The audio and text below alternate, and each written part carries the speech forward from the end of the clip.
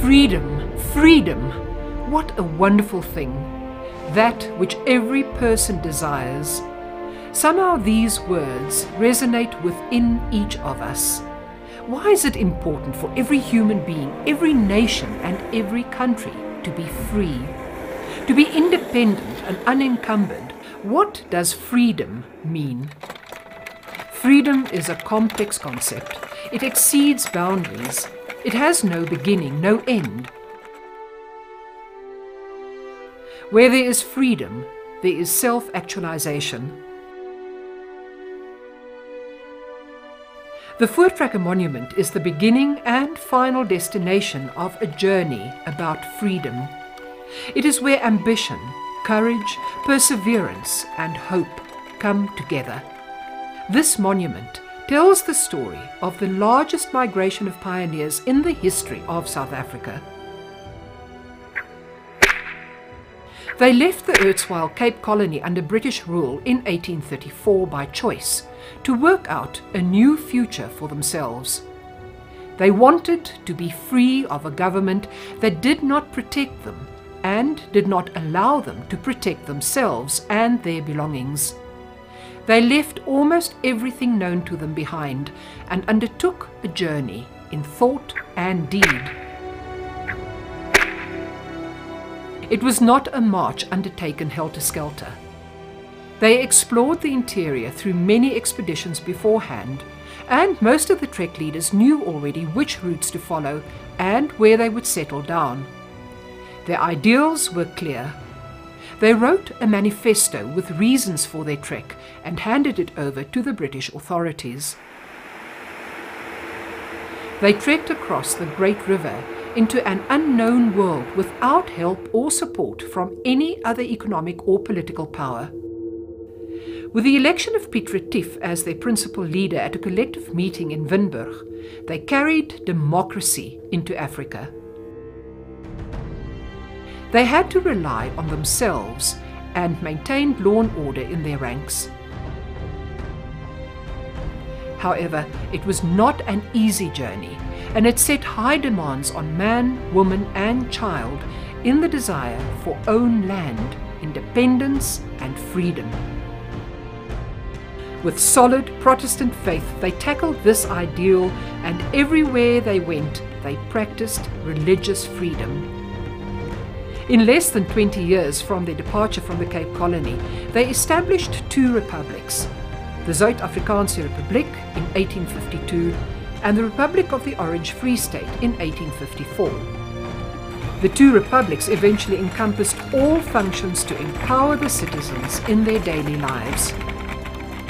They also developed and established their language, eventually Afrikaans, as one of only 5 modern languages, a language that can articulate all the needs of its speakers. Afrikaans, a higher order language. On this journey, they overcame the challenges and difficulties through perseverance and courage to create a new future for themselves and also for us. This is a statue of Paul Kruger.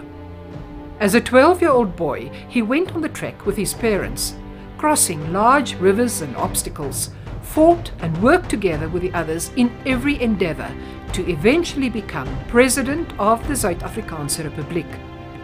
Paul Kruger is a good example of how, in a single lifetime, the Voortrekkers established 2 democratic republics to fully meet their original ideals, goals and expectations.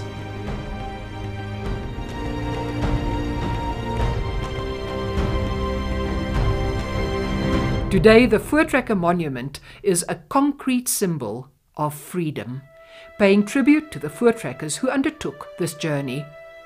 A symbol that attests to patriotism that knows no boundaries, with the inspiring message of love that binds. We for you, South Africa.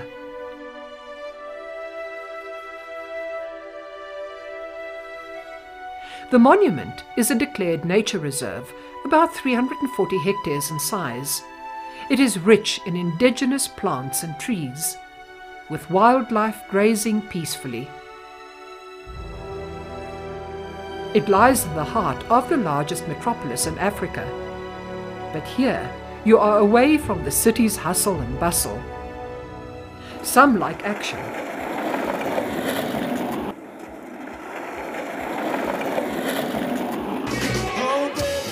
Others simply love relaxing in the outdoors, listening to music,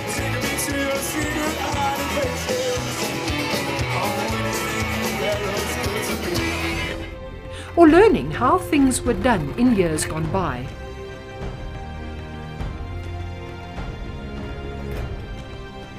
The monument was built in the Art Deco style. The laager of 64 wagons, as they were during the Battle of Blood River, symbolically protects the building. The panels of the vow commemorate the vow taken before the Battle of Blood River, an event that led to the eventual establishment of the monument. The Morse code on the monument's roof says, "We for you, South Africa," and further signals the symbolism of our quest for freedom. Main events of the Great Trek are shown on the 27 panels of the frieze in the Hall of Heroes. 4 sculptors worked for 5 years to complete the original gypsum panels. They were then sent to Italy, where it took masons a year to cut the images from Quarchetta marble. Fort Skanskop is one of 4 forts built to protect the capital Pretoria against British attacks during the Anglo-Boer War. During the war, not a single shot was fired from the fort. But now the cannon Susanna peacefully bellows from the fort on the first Friday of every month.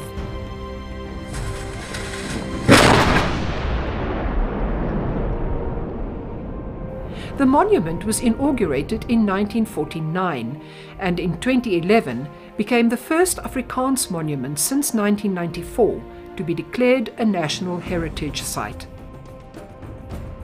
In the same year, President Zuma opened a road of reconciliation that links the Voortrekker Monument and Freedom Park. Today the monument tells its history to all by encouraging the power of reconciliation through mutual respect for others' cultures and perspectives. The architect Gerard Moerdijk designed the Voortrekker Monument to stand for 1,000 years. Therefore, it was planned in such a way that every year on December 16th, sunbeams firstly fall on the panels depicting the taking of the vow and the Battle of Blood River, and then at exactly 12 o'clock, it shines on the cenotaph on the words, "We for you, South Africa." In this vow, the Voortrekkers undertook to tell this story to our descendants, a story of faith and a desire for freedom, a story of courage, sacrifice, hope, and true patriotism. The monument is a striking example of noble excellence.